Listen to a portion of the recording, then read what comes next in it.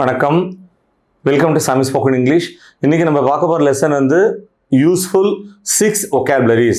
English வந்து ஃப்ளூயண்ட்டாக பேசணும்னு சொன்னாலும் சரி, அதே மாதிரி கிராமட்டிக்கல் மிஸ்டேக் இல்லாமல் எழுதணும்னு சொன்னாலும் சரி, நம்ம நிறைய வார்த்தைகளை கற்றுக்க வேண்டியது அவசியம். நாம் ஏற்கனவே சொன்ன மாதிரி ஒரு நாளைக்கு வெறும் 5 வேர்ட்ஸ் கற்றுண்டா கூட 1 இயருக்கு ஏறத்தாழ 2000 வேர்ட்ஸ் வந்து நம்மளால கற்றுக்க முடியும். சரி, இன்னைக்கு நம்ம கற்றுக்க போகிற வெரி ஃபர்ஸ்ட் வேர்டு என்ன? அப்ஹில். என்ன அர்த்தம்? கடினமான அல்லது பெரும் முயற்சி தேவைப்படுகிற. நல்லா கவனிங்க.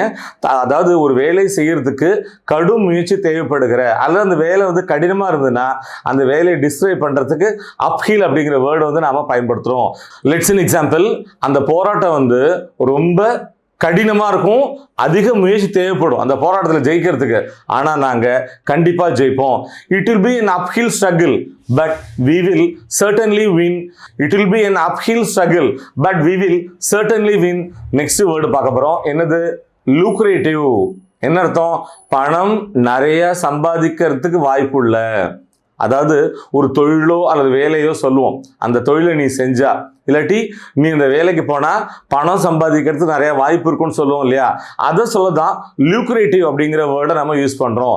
Let's in example. பணம் நிறைய சம்பாதிக்கிற வாய்ப்பு இருக்கிற அந்த வேலையை உற்றாத. Don't let go of the lucrative job. Don't let go of the lucrative job. Next பார்க்க போறோம். disgrace. என்ன அர்த்தம்? அவமானம் அல்லது வெட்கக்கேடு. தமிழ்ல கூட சொல்லுவோம் இல்லையா, வீழ்வது வெட்கம் அல்ல, வீழ்ந்து கிடப்பதுதான் வெட்கம். Okay, let's in example. தோல்விங்கிறதே ஒரு அவமானம் கிடையாது, தோல்விங்கிறதே ஒரு வெட்கக்கேடு கிடையாது. there is no disgrace in failure. there is no disgrace in failure. Next word என்ன பார்க்க போறோம்? gloomy. gloomy-னா என்ன அர்த்தம்? மனம் தளர்ந்த, மனம் வாடிய அல்லது சுத்தமா நம்பிக்கையே இல்லாதன்னு அர்த்தம். Let's in example. நீ வந்து பார்க்கறதுக்கு மனம் தளர்ந்து, மனம் வாடி, நம்பிக்கையை இழந்த மாதிரி இருக்க. சந்தோஷமா இரு, உற்சாகமா இரு. You look so gloomy today.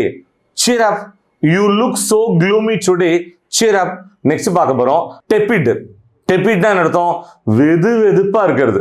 நம்ம வந்து டெபிட்னா ரொம்ப சூடும் இல்லை, ரொம்ப ஆரியும் இல்லை, வெது வெதுப்புன்னு சொல்லுவோம் இல்லையா தமிழ்ல, அதை தான் இங்கிலீஷ்ல டெபிட்னு சொல்றோம். Let's in example. அந்த காஃபி வந்து வெது வெதுப்பா இருந்தது, ஆனா அதுல எந்த நறுமணமும் ஃபிளேவரும் இல்லை.